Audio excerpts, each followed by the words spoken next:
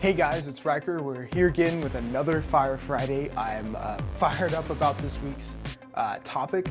We're going to be talking about social media as a sales tool. And this fires me up for a lot of reasons because can you use social media for sales? Yes. Is that the only thing it's good for? No.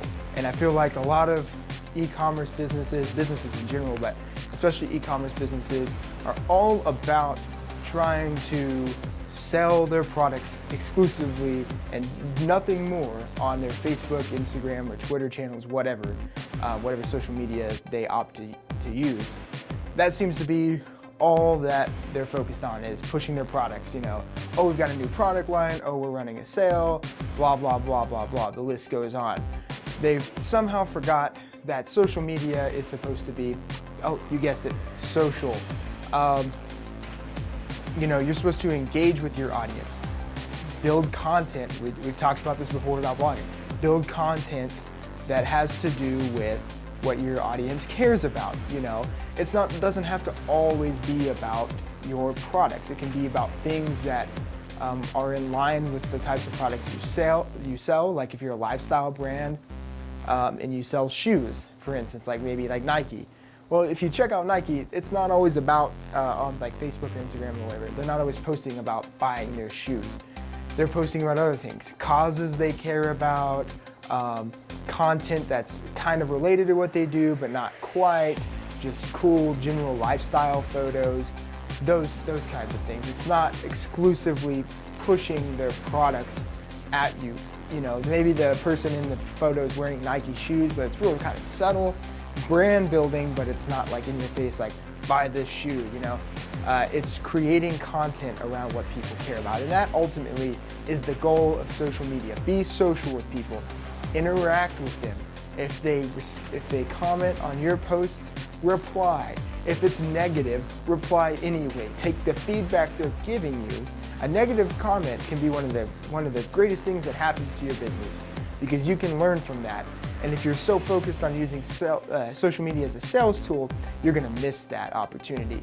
Instead of realizing that it's more about being, ironically, social, like it says in the name, you're gonna miss those conversations and those opportunities if you're all about the sales from it. Oh, this person commented negatively, that's gonna do nothing but affect my ROI and my sales. I'm gonna ignore that and move on. No, be social, engage with them. Hey, what did we do wrong? What can we do better? Here's a coupon for a free whatever you sell, or a buy one, get one, or maybe it's not a coupon, maybe it's a sorry you had a bad experience.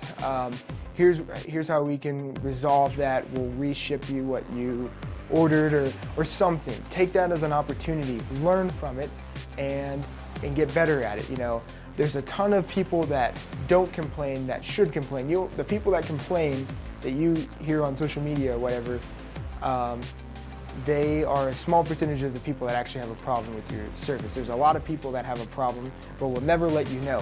And if you're not using social media to address the people that do have a problem, then you're not going to be able to fix your service as a whole. If you're just using it as a sales tool and that's the only way it's fitting into your business, you're missing out on so much. You know, you can't use it for customer support. You can't use it for market research and product testing. Like if you just ask simple questions about potential products you might be selling one day and you put it out as a test or a feeler on social media, that's a great opportunity for people to get engaged with what you're having to say.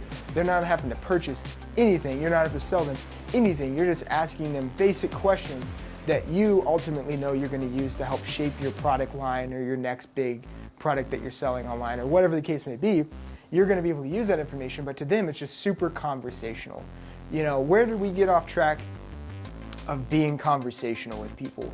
That's you know what we're about as human beings, is to be connected and conversational, and people like, you know, having somebody answer them when they ask them questions or talk to them. It shouldn't be a one-sided relationship of buy my product, oh you're not going to, all right, I'm going to move on to the next person. Be social. You know, at WonderTree, we help our e-commerce clients be social, but you know, we even encourage them and tell them, like, the stuff we do for you helps build your brand and helps you get sales, but there's a whole part that we can't do for you, and that is the you being you authenticity. So yeah, while we're out there kind of doing the backbone content of making the brand look good and just doing some really nice looking posts, we highly encourage our clients and customers to really take their own initiative and also do live video or content of their own, because it's about being social. It's not about just sales. So anytime I have somebody come to me, I'll be honest, I have not been doing this as much as I'm going to start doing moving forward, but coming to me and talking to me specifically about ROI of social media, I'm gonna start referring them to this video and also just telling them this in person, that if they are in social media for ROI only, they're missing the point. Yes, there can be some ROI in it, but it also depends on how you're measuring that ROI. And ROI is return on investment, just in case you didn't know. So pretty much most people measure that as how much money am I making back compared to the money I'm spending. And ideally you want that money to be more.